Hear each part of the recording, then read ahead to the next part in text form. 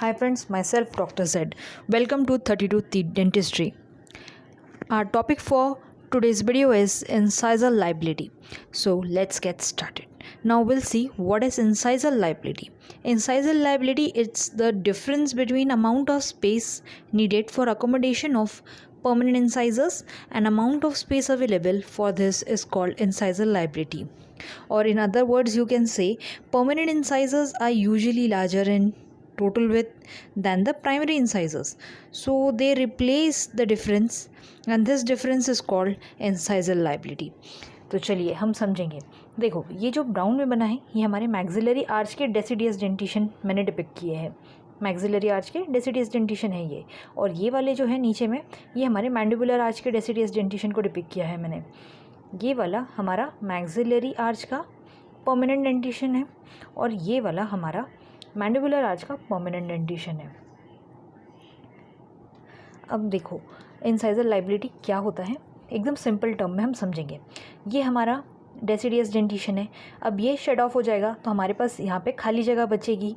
Okay, अब ये एक साथ तो सारे वो नहीं होंगी शेड ऑफ, इनका एक सीक्वेंस होता है शेडिंग एंड इरप्शन का। ओके, अभी समझने के लिए हम ऐसे लेंगे कि ये हमारे डेसिडियस इंसाइजर्स है, ये शेड ऑफ हो जाएंगे तो हमारे पास खाली जगह बचेगी, ये होगा हमारा स्पेस अवेलेबल। ओके, बट हमें यहाँ ध्यान ये देना है कि हमारे डेसिडियस इंसाइजर्स जो है ये तो काफ़ी छोटे हैं मेसोडिस्टली, बट इनके अगेंस्ट में ये चले जाएंगे हमारे डेसिडियस इंसाइजर्स, तो इनको रिप्लेस करने कौन आएगा, हमारे परमानेंट इंसाइजर्स। बट ये तो काफ़ी बड़े हैं, तो अब ये जो बड़े दांत है यहाँ पे हमारे पास कितनी है, ये स्पेस अवेलेबल है खाली वाली, बट हमें कितनी चाहिए स्पेस, नीडेड कितनी है हमारे पास, इतनी। तो अगर इनका डिफरेंस हमने निकाला, माइनस किया स्पेस रिक्वायर्ड को, ये हमारी स्पेस रिक्वायर्ड है, हमें इतनी जगह चाहिए इन परमानेंट इंसाइजर्स को अकोमोडेट करने के लिए, बट हमारे पास स्पेस अवेलेबल क्या है, इतनी सी। तो इनका जो ये डिफरेंस है यहाँ आप साइड में देख सकते हो, इसे कहते हैं इंसाइजर लाइबिलिटी। और हम मैक्सिला में ये होती है 7 mm, मैंडिबल में होती है 6 mm। ओके, तो मैक्सिला में 7 mm और मैंडिबल में 6 mm, और इसको अगर आधा आधा करेंगे तो ये मतलब जैसे ये 7 इन टोटल है, फिर इसे हम आइदर हाफ साइड में राइट और लेफ़्ट में अलग अलग इसे हम डिवाइड करेंगे। ओके, जैसे अगर मैंडिबल का ले लिए ये 6 है तो ये 3 ऑन आइदर साइड आएगा। अब ये इतनी सी जो जगह बची है जो कि हमारी इंसाइजर लाइबिलिटी है, तो इसे हम कैसे कंपनसेट करते हैं, तो ये कंपनसेट होती है इन 3 मैकेनिज्म से। पहला है कि interdental spacing of primary incisors. अब ये कैसे है, बहुत आसान सा है। अगर हमारे डेसिडियस डेंटिशन में समझ लो ये है, इन दांतों के बीच में काफ़ी स्पेसिंग थी, तो जो हमारे आने वाले परमानेंट इंसाइजर है ना, इनके लिए जगह बन जाएगी और वो इजीली आ जाएंगे अलाइनमेंट में और वहाँ क्राउडिंग नहीं होगी। अगर इसका उल्टा हुआ, अगर हमारे डेसिडियस डेंटिशन में बिल्कुल ही जगह नहीं थी, इंटरडेंटल स्पेसेस नहीं थी, तो क्या होगा कि जो हमारे परमानेंट इंसाइजर्स आए ना, ये क्राउडेड होंगे। ओके, देन हम देखेंगे labial positioning of permanent incisors. अब क्या होता है कि डेसिडियस डेंटिशन में जो अपर इंसाइजर्स लोअर इंसाइजर होते हैं ना, ये काफ़ी अपराइट होते हैं। ओके, तो इसमें क्या होता है, अपराइट होते हैं तो आर्च का लेंथ कम रहता है, या आर्च विड्थ बोलो कम रहती है।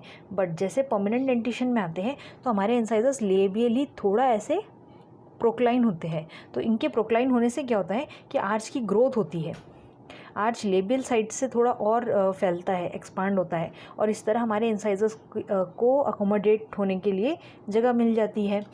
और फिर थर्ड है इंटरकनाइन आर्च विड्थ। अब ऐसा होता है कि इंसाइजर्स तो लेबियली मूव कर रहे हैं, आर्च भी ग्रोथ कर रहा है लेबियली। अब क्या होता है, कनाइन टू कनाइन जो इसका आर्च होता है ना हमारा मैक्सिलरी एंड मैंडिबुलर, ये भी एक्सपांड होते हैं। क्यों होते हैं, ताकि हमारे इंसाइजर्स और कनाइन को अकोमोडेट कर सके। एक सिंपल सा टर्म है, हमारे डेसिडियस डेंटिशन तो छोटा होता है, तो वो जब शेड ऑफ हो जाएगा तो उसकी जगह परमानेंट डेंटिशन आएगा, और परमानेंट डेंटिशन के लिए हमारे पास जगह नहीं है, तो ये इसको जगह नहीं है, तो हमारा जॉ इसे अकोमोडेट कैसे करता है, इन 3 मैकेनिज्म से। ओके, और ये अकोमोडेट क्यों करता है, ताकि माल ऑक्लूजन ना हो, इन सिंपल टर्म्स। अब हम देखेंगे कि इंटरडेंटल स्पेसिंग से कितनी जगह मिल सकती है। तो इंटरडेंटल स्पेसिंग से क्या होता है कि मैक्सिला में हमें 3 mm तक की जगह मिल जाएगी, और मैंडिबल में हमें 2 mm तक की जगह मिल सकती है। ओके, अब देखो, अगर लेबियल पोजिशनिंग होती है परमानेंट इंसाइजर्स की तो हमें मैक्सिला में अप्रॉक्स 1 to 2 mm मिल सकती है जगह। ओके, एंड मैंडिबल में 1 mm तक का हमको जगह मिल सकती है इससे। और अब जो ये हुआ आर्च ग्रोथ, तो ये अलग अलग इस पर डिपेंड करेगा, जैसे कि मतलब क्या कैसा ग्रोथ पैटर्न है आर्च का या कौन सा माइलोक्लूजन, इस पर भी डिपेंड करेगा। और जब आर्च विथ की अगर भी ग्रोथ हो रही है और नॉर्मल है तो देखो हमको मैक्सिला में अप्रॉक्स मिल सकता है कुछ 3 mm तक, एंड मैंडिबल में मिल सकता है हमें 2 mm वगैरह तक। बट ये जो लास्ट वाला है ये है कौन सा है, कैसे है माइलोक्लूजन, उसके ऊपर डिपेंड करेगा और फिर ही हम बोल सकते हैं कि कितनी स्पेस मिलेगी। That's it for today.